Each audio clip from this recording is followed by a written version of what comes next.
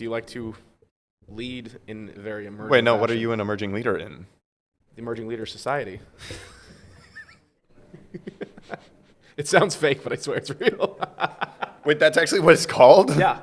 Oh, man. ELS. Is that a thing that you put on your resume?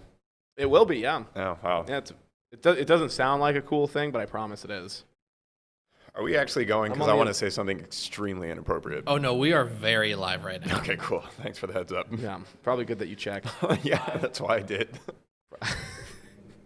That's fair. Can you That's just very change fair. the name? Well, it's not my call. Well, you're emerging and you're a leader. Both of those things would suggest I'm only that you have the some sort co-chair of of the power or events authority. committee. I don't have enough That's authority. it? That's it. You know the Beers with Peers events that none of you showed up to? Yeah. Anytime you start with sending a Facebook invite to anything, that's a no. That's a hard no. That's an automatic no. We're Yeah. matching pretty good today. Pretty well, yeah. All right, so Aren't we're you going to do the glad- show solo. Go ahead and just crop him out, and I'll take over from here. Aren't you glad to have me back? Nope. All right, welcome back to the locker room. I'm your host, Justin Reed, alongside Andrew Tenney. Episode number 56 here in the lovely Holly Mason building, downtown Spokane. You happy to be back? We'll see. No. Time will tell. I like good. those. Those Yeah. are nice lower thirds. Very well done. Very well. Was that all you, Sam? Wait, so It's always all me, man. What What, are you it- talking what- He's not that funny. I what know. was the one last week? Do you remember that you gave to Justin? Have you been giving him a lower third? Yeah, about? Yeah, I don't remember what it was. He asked if I liked it, so he must have thought it was funny. At a minimum. It was champion. Oh, That's yeah. exactly what Yeah, it it was. was champion. That's what it was. Okay. Am I missing something? Yeah, I'm the champ. I'm an emerging leader champion. Justin the champion Reed. Champion. Such the big champ. All right, number 56. Your first thought? I really didn't think you were going to get Leroy That Hill. was the first one I thought of. What? actually. That's First so one. strange because I that was love the first Leroy one Hill. that I thought too. I mean, as far Dude, we're as so. Oh wow, that's awesome! Like, can't believe that was our incredible, first thought. we should wear matching shirts. Yeah, as far as like 56 goes, it's definitely been an illustrious number, at least of late within the linebacking core Right. of the Seahawks. Yep. Jordan Brooks, Cliff Averill. Yep. Before that, yeah, it was Leroy Hill. Yep. I don't know. All right, well, You give me. let's I'm sure you start- have Mariners. Yeah, let's start here at the beginning of the Seahawks. Chiki Okafor was number 56. He played from like 03 to 04. It was kind of a nobody, but I always remembered that name. Cheeky Okafor. Yeah, it was a very very unique name. Then yeah, Leroy Hill obviously played for Seattle for a long time. Yep. Kind of locked down that outside linebacker spot. Very violent player is always what I remembered Leroy Hill as. Like he played downhill. Mm-hmm. Kind of what I thought Aaron Curry could have been, but better. And then Aaron Curry sucks. Oh, by the he's way, coming. do you know he's a linebackers coach in Seattle? Yeah. That's Yeah. wild stuff. Cliff Averill, obviously instrumental in that Super Bowl season, actually in all the seasons pretty much. When he went out against the Patriots, that was a death. That was a sentence huge deal. to Yeah. the defense. Well, Jeremy Lane too. Jeremy Lane, right, because Therill snapped his arm and tore his ACL. Yeah. What an awful thing to happen. After getting a crucial and timely Right. interception too. Yeah. Just snap the arm, rip the knee ligament. You know, if you're gonna do it, just do it. Like, go for it. Right. Really. Yeah, just Yeah. make sure you get the NFL to pay out your injury. That's right. Get that coverage. Michael Kendricks, white collar crime. Michael Kendricks. Yeah. Gotta love it. Just got signed by the Niners. I was gonna say, yeah, he was just Yeah. working out. I think he was there. I think he went to the Raiders too and tried out. But yeah, we'll be playing him a couple times this year. Jordan Brooks, like you mentioned, next great Seahawks linebacker potentially, hopefully. He has the athletic skill set to be good. Yes. He's built like you look at that guy and you're like he's an NFL linebacker. Yep. But yeah, Mariners, a couple good ones actually. Jared Washburn. Oh, Jared Washburn was Yeah. number 56, the lesser of Wow. he very slow. All of his pitches were slow. He was a spot guy, kind of boring to watch, but came over from the Angels and of course pitched better for the Angels than he did for us, as usual. Mm-hmm. As usual, Greg Holman, rest in peace to the Netherlands player. He was killed by his brother in the Netherlands, stabbed Nice. right in the chest.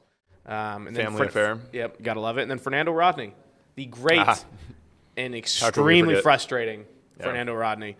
One of the most electrifying closers in baseball history, but also one of the more inconsistent and ridiculous pitchers. Is he in the league? Yes, I want to say. Is he like a Marlin or something stupid? He is. Oh, actually, he's in the Mexican League this year.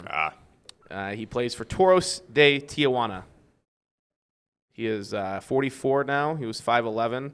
He's 40. Like his number is 44, or he's 44 years old. Age 44. So he was like in his late 30s when he was pitching for the Mariners. Yeah. Oh my God. Yeah. He actually last time he was in the pros was in 2019. He pitched for Goodness. Oakland and the Nationals. He had a.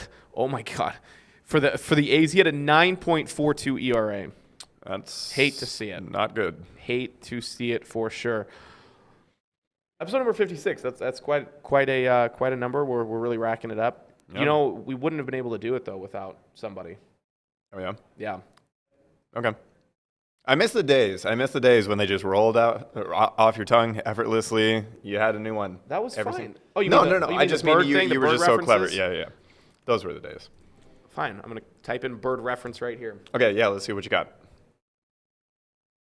That didn't like- help at it's all. like an index Larry of Bird birds. stats. Oh, Larry there we Bird go. stats. Okay. Lucky Perfect. Bird is. Go ahead. Yeah. No. Do your thing, and I'll come up with something.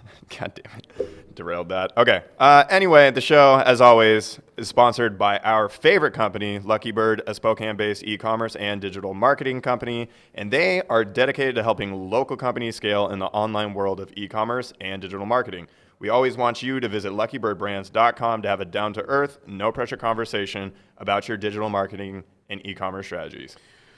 You know, Lucky Bird is great when their father is Larry Bird. Sure. Let's go with that. Jesus Christ. Could have been much, much worse, but it's true. It is. They are great. They have a history of being great, a family tradition, one might say, of being great. Did you ever play Quake? I don't think so. Why? It's on the The TV trivia thing over there?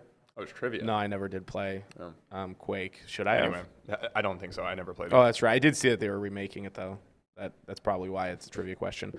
By the way, I forgot to mention this last week. It's more timely because you're here. We actually won our softball title. I saw that. I saw the post. Oh, right, the Instagram post. Yeah. Yes. We Congrats. did. It was actually pretty insane. I had an opportunity to walk it off, and I let my team down. What'd you do? Just a grounder to third. I pull everything, and so it ends up going to third. Did you not hustle? Did you not Oh, no, I hustle. work your ass down the first I baseline? do. I do, but I'm not that fast. I'd like to think okay. I'm much faster than I am. What do you Not think that your fast. 40 time is? Probably 4.4 flat. Okay. Yeah, most Thought I was likely. gonna get a if I real had to answer guess. there.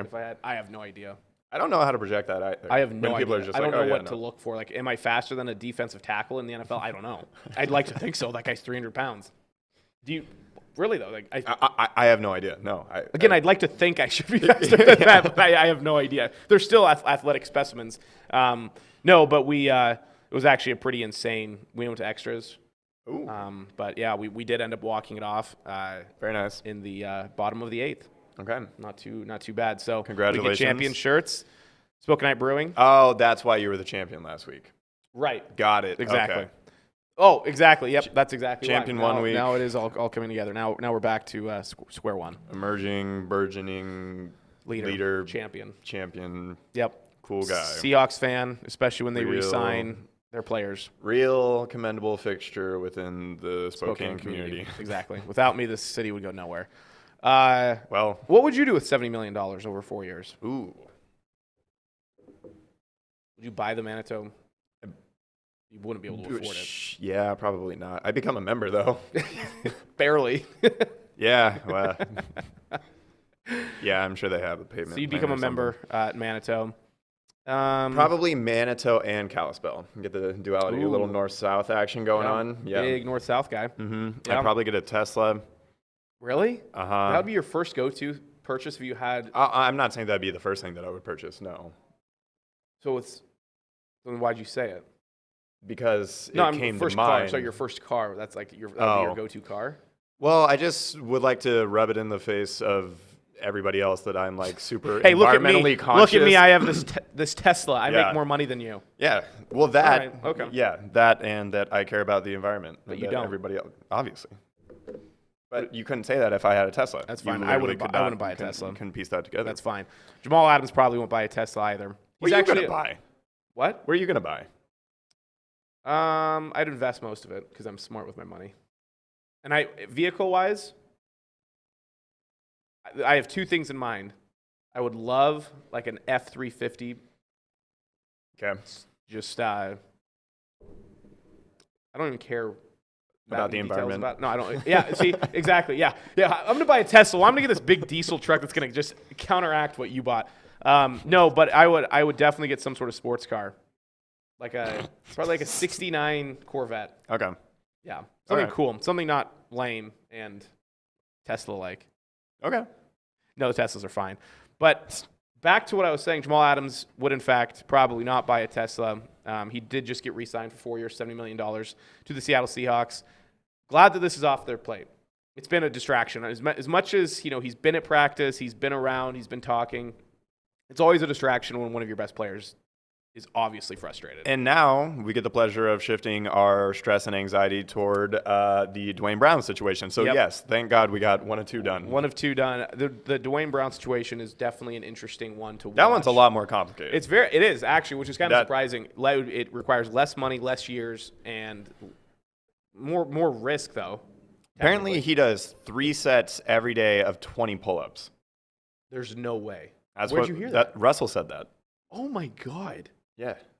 Could you imagine? That guy runs faster than me, I'm sure. Oh, yeah, no. That 100%. guy's a specimen at 300 pounds. He wouldn't even fit in the studio. No, he's a big boy. He would do pull-ups on that. He would just reach right here and just pull up right on that bar. Burst easily. Pipes. Yeah, no, it's nice to see. Jamal Adams actually is a pretty cool guy. Do you get that vibe at all? I get the vibe that he's a cool guy.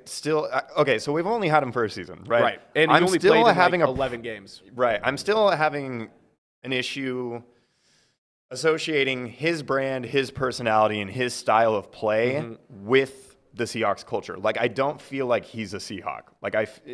Does that make any sense? Kind of, kind yes. of understand? I see what you're saying. I don't 100% agree, but I can appreciate like when he's that standing take. up there at the podium and he's, telling the story about, his mom used his full name and therefore he listened. Right. And she's like, hey, why don't you take the money and stop being a piece of shit? And he's Right. like, oh, okay, good point.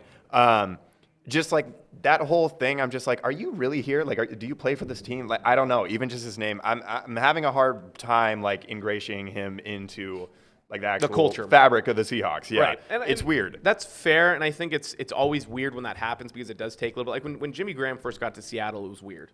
When Percy Harvin first got to Seattle, it's weird because they weren't growing up they had not grown up in the Seattle culture.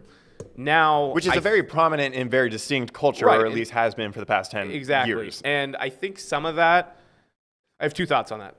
First off, this team is Russell Wilson's team, not the Legion of Boom's team. I think if Jamal Adams was here with Richard Sherman, Cam Chancellor, Earl Thomas, all those guys, obviously he wouldn't have been based off of the position. But if he was, I think he fits better. Yeah. Because it's Bobby Wagner's team too, and I still think Bobby has a little bit different personality as far as the rest of the LOB did. Yeah. My other thought is that I think this year we're really going to see a better acclimated Jamal Adams, more comfortable, because you could tell he wasn't comfortable in coverage. He's never been comfortable in coverage. Though. Well, he was a top 10. He was a top 10 graded coverage guy before he came to Seattle. He just didn't have very many interceptions to show for it. People didn't really throw his way because he had the playmaking skills. He didn't have the ball skills, but you still didn't get thrown at nearly as much.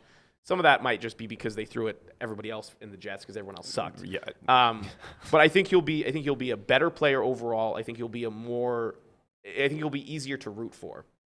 Not that he was hard, but I get what you're saying. There is this weird disconnect for the guy who got a few first round. Because it's like when he would get a sack, it'd be like, hell yeah, Jamal. But when I say that, I don't have like real conviction. There's not real attachment. It's like, thank you. You play on my team. You just did. And I think time will help that. Yeah, I think that's definitely a time thing for sure. But yeah, you're right, because like when Darrell Taylor, Alton Robinson in the game against the Raiders, both of which aren't very big players, but who are very important players this season, young guys who haven't been here very long, you still feel more attached to them because the Seahawks drafted them. They have a purpose. They have a plan.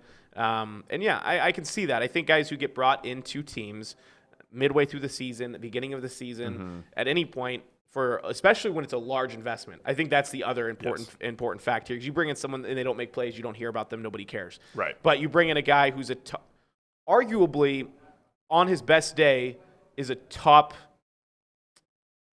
15. I think you could say top 15 defensive player. Oh, okay. I think top 15 is fair because he literally he's a game breaking talent. Okay. In my opinion. Okay. You think top 15 is fair? You think it's a little high? I think it's a little high. If you stretched it out to top 20, I'd have an easier time. That's fair. Coming to terms with that. Maybe next week we should do, or not next week, the week after, we should do top 15 defensive My players. fantasy draft's on Monday. Ooh. Ugh. I might not do fantasy this year. I might just do picks. Really? Like just straight up. Like for money? Mm-hmm. Okay. Just picks every week. Okay. That's interesting. Mhm. You seem okay about it. I am. Last year was a traumatic fantasy experience. I hated every single player on my team. I had no emotional attachment Well, you had to a any of them. bad league though, didn't you? I had a bad team. I know, but weren't you in a league that you just didn't like? There weren't like anyone really special. Like, was it your buddies or was it? Yeah, it was like a buddy and a half. Yeah, So, see, like that's the problem. Like that's yeah. the problem. Like you don't have a disconnect when you're able to trash talk somebody every week. That's fair. Like that makes That's it. a- That's yeah. such an important part. Is you wake up on Tuesday morning. It's a brand new week, and you're like, I can't wait to absolutely pummel you into the ground. Like your team is so trash. Or Even if like you I have the just worst got team. that player off the waivers. 'cause Right. I was exactly. ahead. Yeah. Yep. Because I'm smarter and better than everything than you. You can't do that if some scrub rando that you just don't know. Nope. I want to talk more Max Kellerman later, but I want to talk about his direct take that he had after these games this week. So do you have a problem with it? Yes, Really? I do. Let's Okay. go ahead and play that Max Kellerman clip. Sam, please. Appreciate it. Those were great drafts. I'm going to say this. Watching on Saturday, watching this weekend, these guys, and I've never said this before, watching a preseason game number 1 ever. This has a chance. This could be the greatest quarterback draft class of all time. Of all time. I think the worst guy I saw, and this wasn't this weekend because the Hall of, because they played earlier, but Mac Jones was probably the least impressive guy I saw, and I would give him between a good. Okay, I have 2 quick thoughts. First thought, somebody says this every year, Yeah. usually. Yeah. Second, it's a terrible take because in this day and age, less and less starting caliber players play in the preseason. Mhm. He's going up against second and third stringers, if not even fourth stringers, and it's been one preseason week. It's the first preseason week with a quarterback class that, yes, has been rated very highly, just based purely off of, prospecting what they could potentially do. But the NFL is shifting more and more to use the preseason as purely to see what depth you have, not who's going to win the starting job. So I think grading engaging quarterback play in the preseason is becoming less impactful the further along we get. Yeah, to just go along with the topic, I mean, because the source is First Take. So therefore, I'm inclined to not really get up in arms about it because it's nonsense to begin with, which is why it's an absurd take and why, we're talking about it now. You're so right. And nobody's rolling out like their actual schemes and their actual defenses that they're going to be in. It's all vanilla. They're shells and shades of what that's actually going to look like. It has potential to be one of the better ones. I don't disagree with that because Definitely has great potential. You could say that about so many though. Like that's not really that much of a statement. So I don't disagree with it, and I don't know. Okay, just out of curiosity, who do you think is most likely to bust out of those? Was it 5? Yeah, Lance. we have Lawrence, Lance. Wilson, Lance, Fields, and Mac Jones. Yeah. 5. Okay. Who do you think's most likely to bust? Probably Zach Wilson. Yeah. Okay. He's in a horrible spot. Yeah. He was, I think, graded too highly coming out of college anyway, with his history, his lack of play. I also don't love Mac Jones. I think his situation's much better in New England. He's not gonna be the guy for a bit. I think Trevor Lawrence isn't in a great spot. Like he literally has to be. I mean, people are talking about he's like the highest graded quarterback since Andrew Luck coming out of college. He needs to be Andrew Luck, or he's also gonna fail. Andrew Luck went like 11-5 in his rookie season with a terrible Colts roster. Just ridiculously low talent on that team. Trey Lance, I think, could be good because any quarterback can be good in the Niner system. Look at what Jimmy Garoppolo can do, and Jimmy Garoppolo is a below average peer quarterback. And I just now which one of these guys is going to start week 1? Obviously, Trevor Lawrence will be starting week 1. I think so. Yeah. I mean, he has to be. It's not going to be Minshew. But they've been there, done that. I think they like Minshew. I like Minshew as a backup. I like him as a lifetime backup. I think he fits perfectly in that role. I don't think Trey Lance starts week 1. I don't know. Unless I don't think so either. they trade Garoppolo and they get a great trade package because maybe somebody gets hurt. Yeah. But again, the chances of a number 1 quarterback getting hurt in this day and age during the preseason is so slim because they don't play. Well, I think Zach Wilson is going to start. I mean, think he might I too. can't even tell you who the second quarterback on that depth chart is. It's not Flacco anymore. I don't know. Yeah, That's exactly. A great point. Mac, I think, has a potential to start. He has a potential for sure. I'm not convinced that Cam's going to be the week 1 starter. I would lean toward Cam, I would, yeah. but crazier things have happened, and Belichick's going to keep it close to the vest until the Wednesday prior to their first game. Yep, So, I would agree with both of those ideas. I think Justin Fields starts by like week 4. dude, they should just roll him out week 1. Did you see Andy Dalton's quote? I did. Yeah, it's my time. It's my time. It's like, oh my you've God. had your time, and I don't mind Andy Dalton at all. But it's just not a chance. So it's Zach Wilson, James Morgan, and Mike White, and Josh Johnson. These what? are quarterbers on. Well, Josh Johnson's been around. He has been around, but I mean, you're gonna start James Morgan, He's going to start. who's a second-year guy out of Florida International. You're going to start Mike White, a third-year guy out of – these guys are fake. These guys are fake guys. James Morgan and Mike White. These guys are definitely fake. And then, like you said, Josh Johnson's been around, seven-year vet out of San Diego. You might just have to roll with Zach Wilson and hope he's ready. Yeah, I guess. But no, the reason why the Bears won't start because Matt Fields Nagy's right away. an idiot. Well, they start week 1 against the Rams. Okay. You want him to go just get eaten alive by Aaron Donald? Yeah, at least he can run. I mean, if Alex Smith can endure a backpack ride from Aaron Donald, I think Justin Fields' legs and thighs are going to hold that sounds up. like something that's on Urban Dictionary, a backpack ride. Okay. Check it out. You don't start him there. You start him week 2 against the Bengals, potentially. I just don't see why you wouldn't. I mean, that defense isn't going to hold up forever. I mean, I don't know. But then you look at the next couple weeks. You have the Lions garbage. You have the Raiders garbage defense. Then you go to the Packers. Then you go to the Bucks. Then you go to the Niners. Then the Steelers. A pretty wicked schedule. I just don't understand why you're wasting a franchise's season, a fan base's season, roster season, players. Fair. Like, what is the point of trotting out Dalton? We all know who it's inevitably going to be, and it seems like It's his time, man. That was a funny quote. that was ridiculous. That was asinine. Again, I don't mind Andy Dalton, by the way. You know what you're going to get?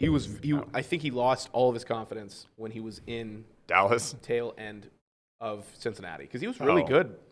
He had a year where it was like one of those early season stories in which through 8 weeks he was like an MVP front runner. And it helps he had AJ Green, by the way. Let's make that and a healthy, aggressive Tyler Eifert too. He had some really good weapons in Cincinnati when he was there. Eifert. Yeah, what a lost career there. Max Kellerman, horrible take. We're going to talk about him at the end of the show because there's some interesting news. I'm surprised that wasn't bigger. It also came out at a very late hour, it was like especially 4 or by 5 Eastern o'clock. standards. Yeah, and then which we'll figure out what that is later. Anyway. Let's talk. This was your topic you want to talk about. I actually missed this until you mentioned it.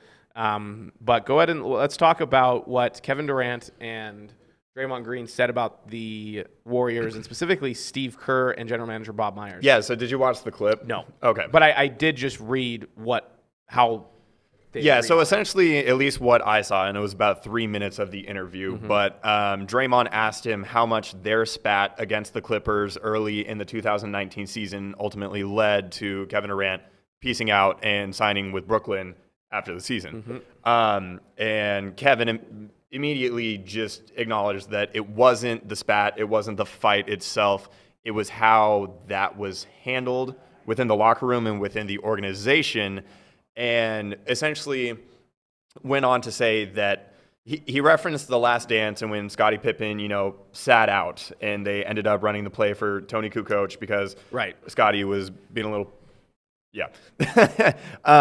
and how when they got back to the locker room after that game, that everybody reprimanded Scottie like openly and said like, hey, that was not right. That was the incorrect thing to do. Like, you messed up. This is your bad.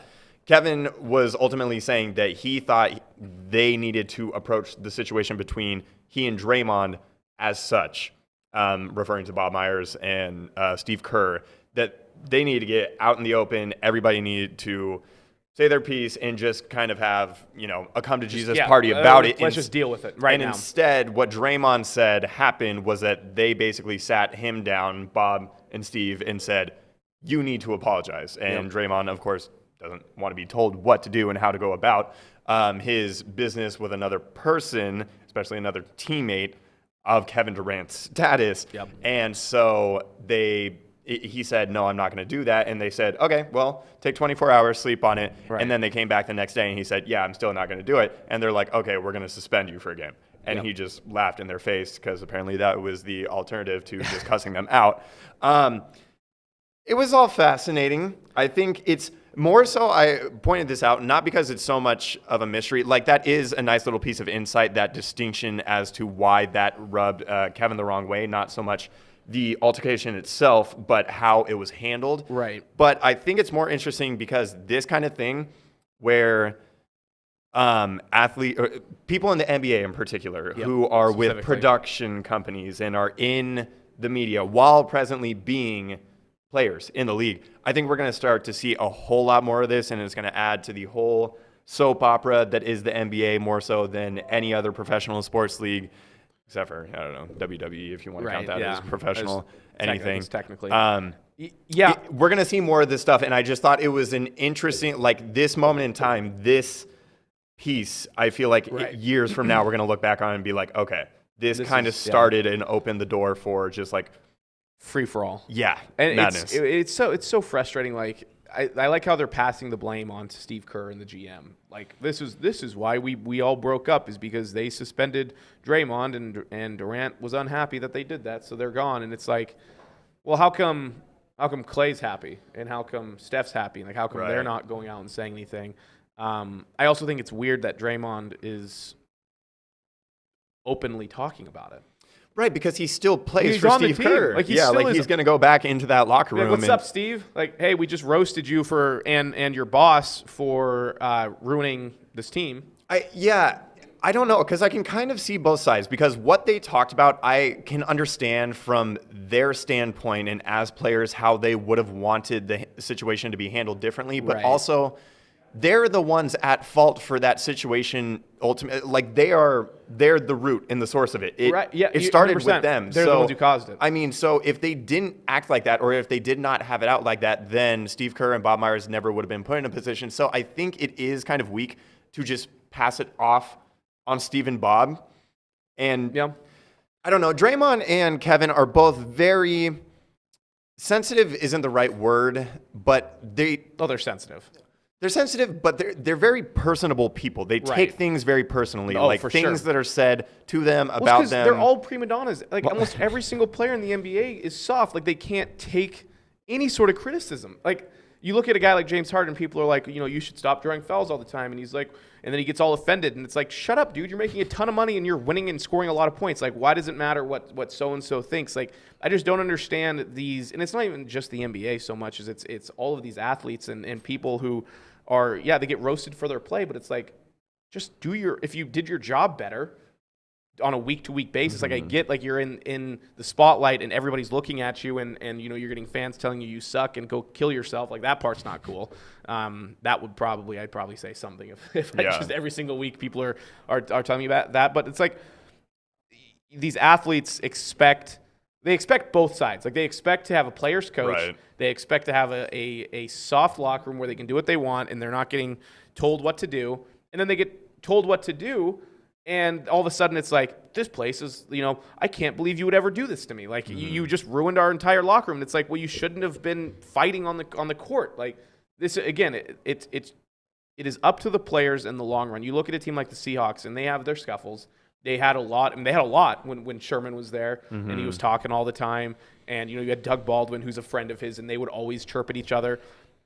But you never saw them go out and say things like, it's the culture in Seattle. Like, it seems like Golden State has a really good culture about it, right? Like, it seems like people want to go to Golden State and play with Steph, with Kerr, and a guy like Kevin Durant and now Draymond, I guess, all of a sudden are like, it's their fault that we left. It's like, well, I just don't get the take. I don't get the timing of it. I don't get what they're going to be, what's going to come from this. It just doesn't make any sense to me. Yeah, I think. Also, let's not skirt over the fact that Draymond Green calls Kevin Durant K. Yeah, that was weird. What? Like, it's a stupid. Also, stupid again, thing. none of this needed to happen if Draymond, after losing Game 7 of the Finals to Cleveland, didn't go out in the parking lot and call Kevin Durant and say, "Hey, you need to come join us." So, and Right. I don't.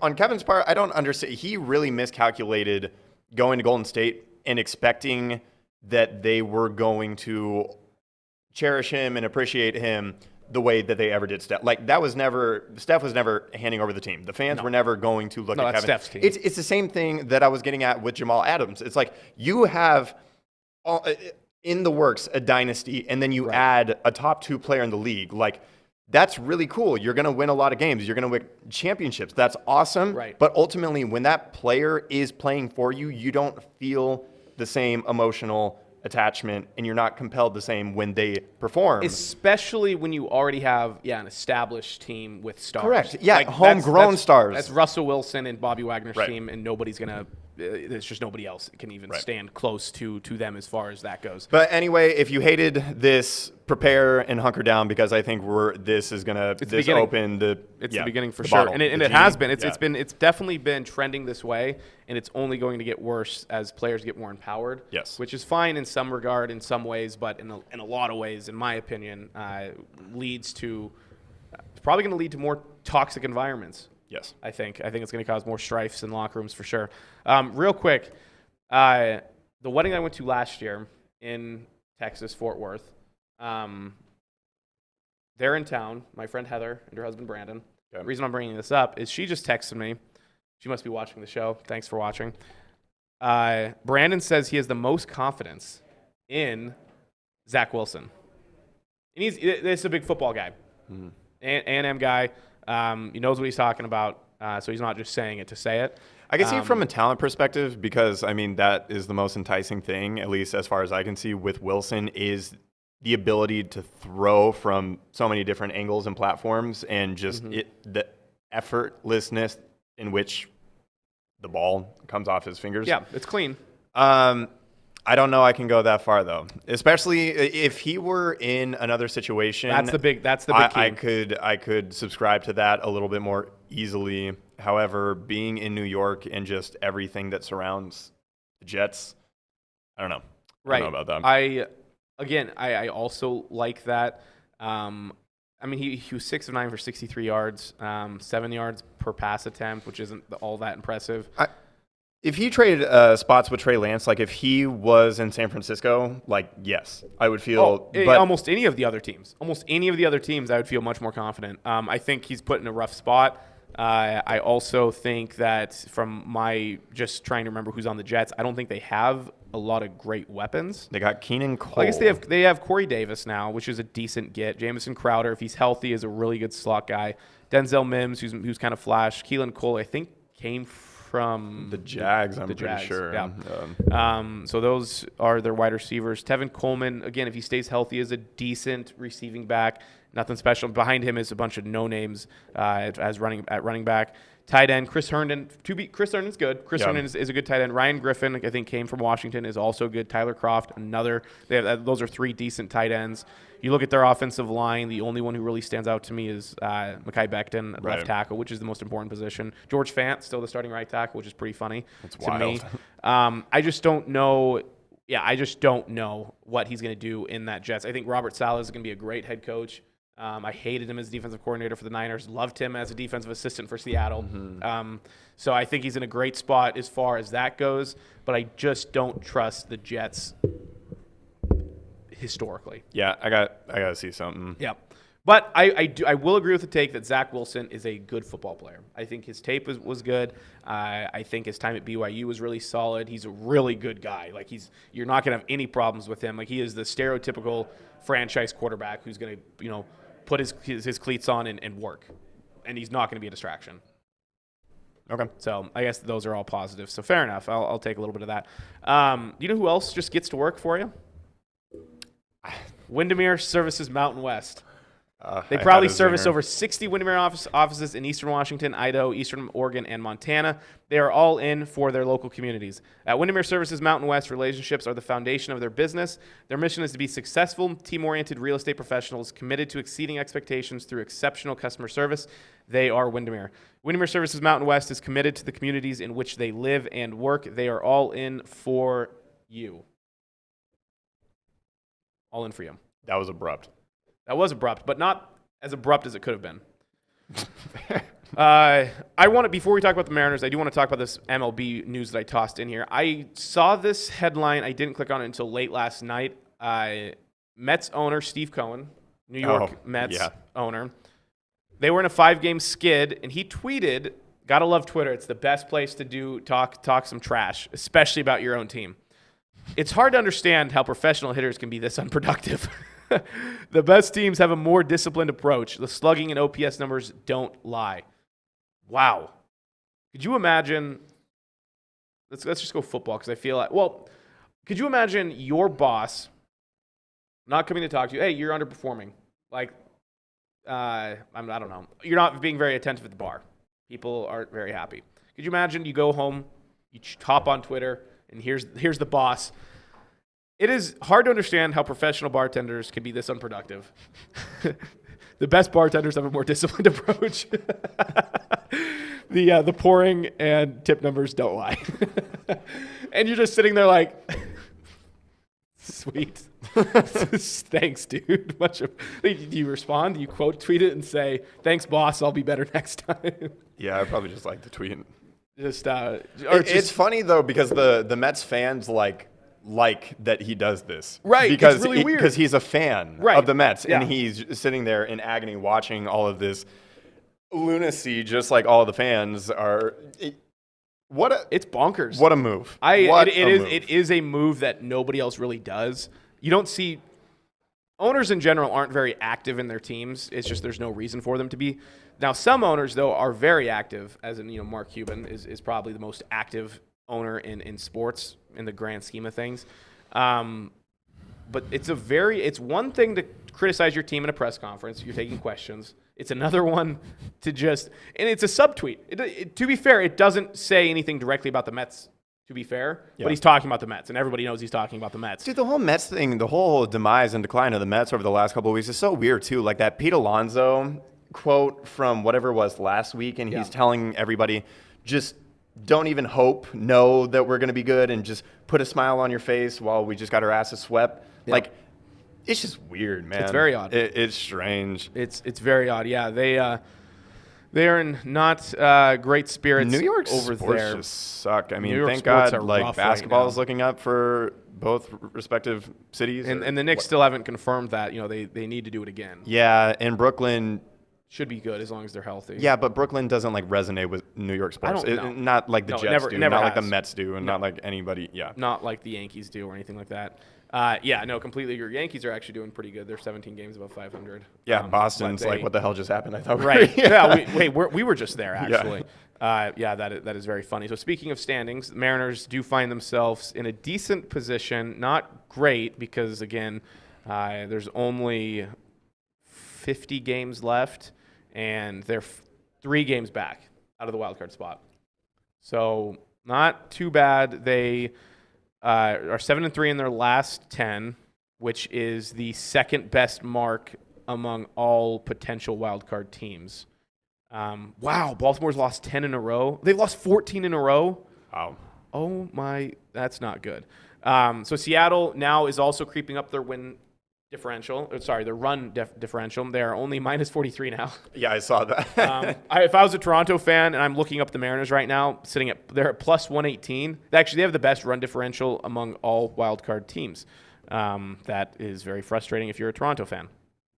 Anyway, Seattle, again, 3 games back from the Oakland Athletics for that second and final wildcard spot. They're 4 games back from the Yankees, who are a game up on Oakland. They're close. Like, this is the closest the Mariners have been since like 2012, 2013, when they went down to the final day of the year. I'm really trying to temper my expectations. You should. Why would you not? You've seen this happen time and time again.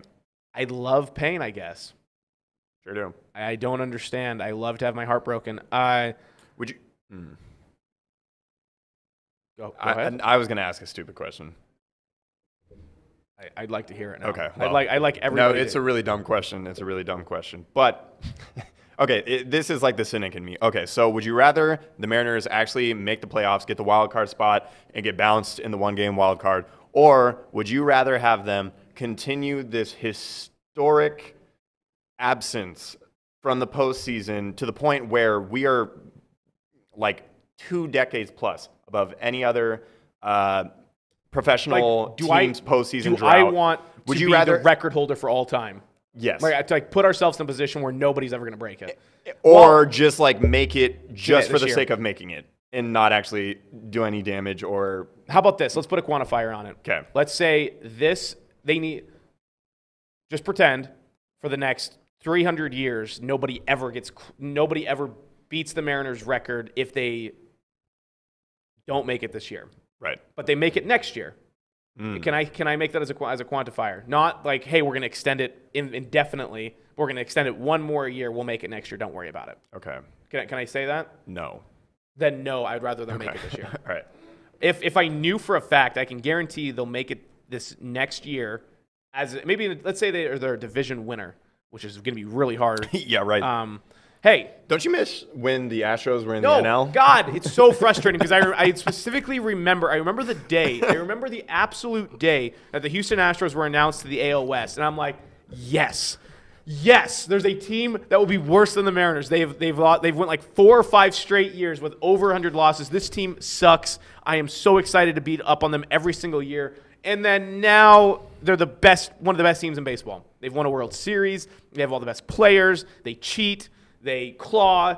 And I hate them. I hate the Astros. I hate that MLB had to reshuffle and put the Houston Astros in the AL West because the Mariners just can't have anything nice. So let's put the worst team in baseball and make them become the best team in baseball. It's a conspiracy against the Mariners, and I know it. Ask That's my take. Okay, pretty good. Conspiracy against the Mariners. The Astros made you go up like 10 octaves, so that's saying something. They're good, and they still had to cheat. Yeah, that's stupid. So Mariners are playing right now against the Rangers. I don't think there's been a score yet. Chris Flexen is on the mound. Final game against the Rangers is today. Then they go on a 3-game road trip to Houston.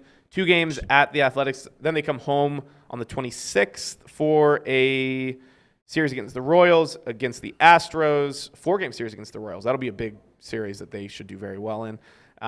Before they have a very difficult September. Oh. Houston for another 3, Red Sox for 3, A's for 4, A's for 3, Angels for 3.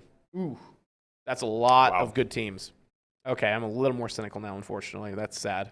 That hurts my feelings. Not looking forward to my birthday month. Now, thanks. Yeah. Much appreciated. No problem. Have you been following the Sounders at all?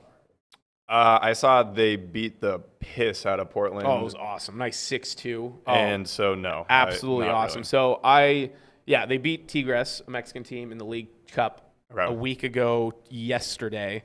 And then, they destroyed Portland on Sunday. And then they just won yesterday 1-0 against FC Dallas. Have you seen any highlights of any of these games? No. Okay. Watch this goal. This is one of the best goals you'll ever see by Jimmy Madronda against Portland late in the second half. And he delivers in, all the way out, Madronda! Oh my word! On the side of the crossbar and in, Jimmy Madronda with one of the candidates for goal of the season. 5 goals now for the Sounders. Wow, what a night at Providence Park. Absolutely. It doesn't get any more wicked than that. Like that is the goal that you dream of having if you're a soccer player. Like that is the best of the best. arguably goal of the year already. He just closed the competition down. That's going to win it. I said this to my buddy Josh Geiger, and I was on the phone with him. Oh, good. One of my friends calling me. He must not be watching the show. Thanks, dude. I was on the phone with him. I sent him this highlight clip. I said, watch this. And he watched it. He said, what's so impressive? I don't get it. And it's like, I know you're not that smart, but come on, man. Like, you don't understand the sort of technique that takes to not just sky it or to completely whiff. Right. I was going to say the fact that he was able to keep it like laces over. Right. Yeah. Well, yeah. I mean, it was a full volley. It wasn't even. It's not even. He had a touch and he made it a half volley. Like, Right. That was a full on volley. He's calling me again. His last name is Judd. Yeah. There's a lot of You like that picture of D's him? in that. His hair's going pretty fast. He has neck spasms. I'd like to know why he's calling me. He can wait 10 minutes here while we finish up. Is Library Out Loud coming in?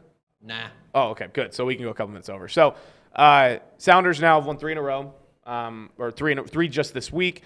They top the Western Conference. Really good spot to continue to play well. Guys are getting healthy. Nicholas Adero's back. Jordan Morris has been practicing. There are some little tiny bit of potential that he could, in fact, make it back by playoffs. I'd like to just see him sit out the rest of the year and get healthy. But they're fun. I love watching the Sounders games. Jabrone. I couldn't find the John Mara press conference, but it's basically John Mara and the NFL or the rules committee.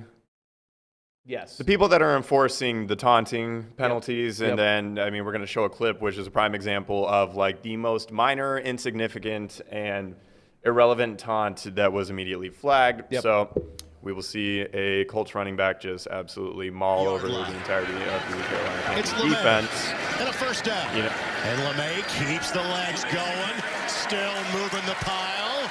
That's a little out of the county tractor pull right there.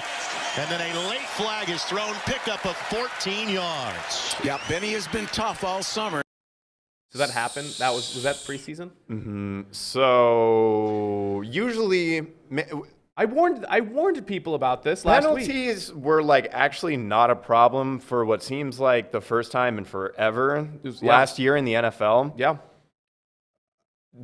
It's about to get And weird. I just don't understand when everything's fine, why they have to go and make things not fine, not good, not fun. But here we are yet again. I don't know. I just hope that Twitter could actually do something useful and basically all just bully You're Roger right. Goodell and the NFL into repealing this because of it's just silly. And this does happen. That's to be fair. Like they had the emphasis on the holding calls, and it was bad in the regular season for like 2 or 3 weeks, and then they were like, "Geez, that wasn't smart." So hopefully it's another one of those cases that if it in fact does roll into the regular season, hopefully it's something that the NFL is able to look at and be like, "Okay, we're being kind of lame right now. We're extending the game. I mean that's a pretty soft call. I mean that's probably one of the more softer taunting calls. Well, you'll see. did you hear or like read the excerpt from John Mara, the Giants owner? Did he talk about that? Not the play in particular, but he was just talking I don't about think I the did. implementation of the new taunting rule, and he was just saying that, I know personally we get tired of hearing some of the talk that goes out there down on the field. Nobody wants to see another player taunting, and it's like, right, you trust fund, baby. All right. Okay. Yeah, you sir are in fact soft. I mean, look at that face. Look at that face. That guy's a beta. Look at that face. That guy is for sure a beta. We get kind of sick and tired of the taunting that does go on from time to time on the field. Nobody wants to see a player taunting another player. Now, there's a level. There is a level. I will agree with that. There are some times it's like, dude, either one, you didn't make a play. Why are you taunting? Or two, that wasn't that impressive. Yeah. But when in a situation like that, like literally he just stands up and barely looks down and then flexes, and he didn't even really like do it in. It wasn't a full flex. It was like a surge and then another. It was surge. like an energy boost. Like he was powered up. Yeah. It looks like Kamara tweeted Adam and a couple other guys ended up. Yeah, Tyrann Mathieu ended up doing it. Pretty funny stuff actually. But hopefully that they do fix that because that's a bad one for sure. Really bad. That is So NFL. Stop. My Jabrone, we're gonna stick in the NFL is Travis Kelce's beard or lack thereof. So that's Nice. Travis Kelce pre-2021, pre-August of 2021. He's fine. He looks like an NFL player. Like he looks like a aggressive guy, right? Like that's a guy who could kind of strike fear in you. Mm-hmm. This is Travis Kelce 2 days ago. That guy right there could be a lunch man at high school. He looks like a cartoon hippo. Okay, that's pretty good too. And the fact that his jawline just doesn't do it for him. Like the beard helped hide the fact that he has a pretty soft jawline for a guy who you would think wouldn't have a soft jawline. Like the beard accentuates his jaw, but now that is a guy who I'm not scared of. I will not draft Travis Kelce in my fantasy league this year. I don't care where he's at. 10th round, nobody else, don't care. Not interested. I don't want a guy like that on my team. Yeah, it's rough. Also, I can't imagine having facial hair for that long and then shaving it completely and then putting a chin strap on and sweating. I just feel like that's got to be... It has to be rough. Yeah. How long have you had facial hair, like on like a full-time basis? The last time I had like a cleanly shaven face, I believe, was summer 2019, so like 2 years ago. Okay. Sam? It has been a very long time because if I go clean shaven, I look like a 2-year-old. So I will always keep at least a mustache. Vinny? Oh, yeah, it just came out like that. Actually, though. I can see that. Probably like 5 years. 5 years? Okay. Okay. Mine, I specifically remember, was 2012. Seahawks had just lost in the playoffs to the Falcons Nice. on the game-winning field goal. Yep. Russell Wilson's rookie year. Yep. And, I was furious. I was so upset. So I was starting to trim my beard for school the next day. And I was like, let's do it. Let's do it. And from that point on, never. Wow. Yeah, so it's been, 9 years now? Well, you better A little over not. 9 years. Yeah, no, it's definitely, I think, for the good of the world here. All right, well, this is August 19th, and on this day in sports history, that's crazy. The Phillies in 1903 had 9 straight postponed games. I'm not quite sure why, but it's a record. COVID. Indianapolis Motor Speedway opens in 1909, home of the Indy 500. That's kind of crazy. Let's see here. Anything else really interesting? Baseball umpire Jocko Conlon. What a great name. This was on this date in 1941. Baseball umpire Jocko Conlon ejects Pirates manager Frankie Frisch for coming out on the field holding an umbrella to get a rain out. Wow. So it's, in my mind, it's raining. The umpires aren't calling it. He gets an umbrella from somewhere, walks out on the field to start arguing that the game should be called off. That's a pretty funny image. You don't see that. That's not that sort of creativity just doesn't happen anymore. No. R.I.P. Frankie Frisch. I'm sure you are not Frankie alive Frisch. anymore. And Jocko Conlon as well. Okay. Go ahead. We'll do your closing time first. Okay. What was the media that I gave you? Oh, yeah. So I'm sure people like you are, getting excited for Madden. People. Decently enough. Yeah. Okay. And the ratings are coming out, and people are, Starting to react. I just have a different level of disdain for people that actually get as grown men fired up and excited about Madden. Basically anything post like Madden 08. But anyway, there was a video that Barstool posted, and it was just of simpler times when the game was good, when it gave you what you wanted instead of trying to tell you what you should want, which is never what we actually do want. And they had mini games and mini camp, and so Awesome. let Those are so great. the good times roll, Samuel.